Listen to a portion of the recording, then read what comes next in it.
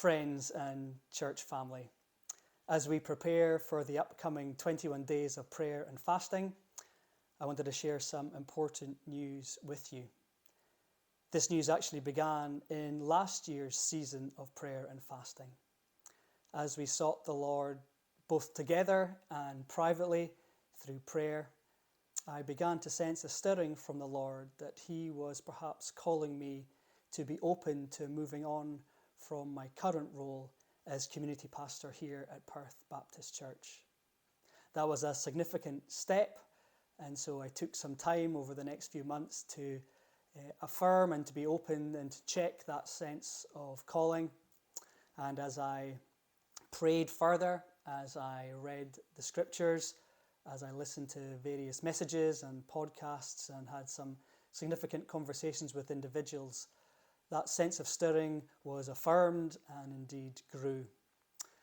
I shared that with Eder before he went on sabbatical, and again we allowed the time when he was away to continue to pray, and when he came back we felt it was right to then continue to have that sense of affirmation to share with the church leadership.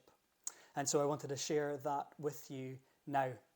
In many ways, there's no ideal or perfect way to share significant news like this, so I wanted to record this message and also write the email so you can take this information in as best as you can. It is my intention to step down and to move on from my role as community pastor on the 31st of August this year. There's a couple of reasons for me choosing this date. One is that the end of August this year will see me having completed 9 years of ministry here at Perth Baptist Church. The other reason is that many of my ministries and activities go with the school calendar, and so as I was keen to allow myself the opportunity to see through another school year to complete various ministries that I have the privilege of being part of. As I share this, I want to emphasize a few things. First of all, I'm not moving on because I'm unhappy. In fact, it's the exact opposite. I have been very happy and satisfied and deeply encouraged in my role here. It has been a privilege to be part of what God has been doing and is doing here at Perth Baptist Church and in the wider community. But nevertheless, I feel that to be faithful to the Lord, this is a step He is asking me to take. We're also very settled in Perth as a family, and so we don't have any plans to move out with Perth. And also we feel very settled and part of the church family.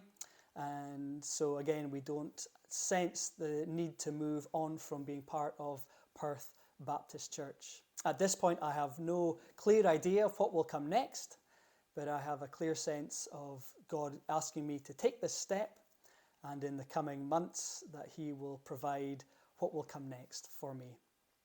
So I'd very much appreciate your prayers as we go into this season of prayer and fasting, that you would pray that God would guide me and our family in this season of transition.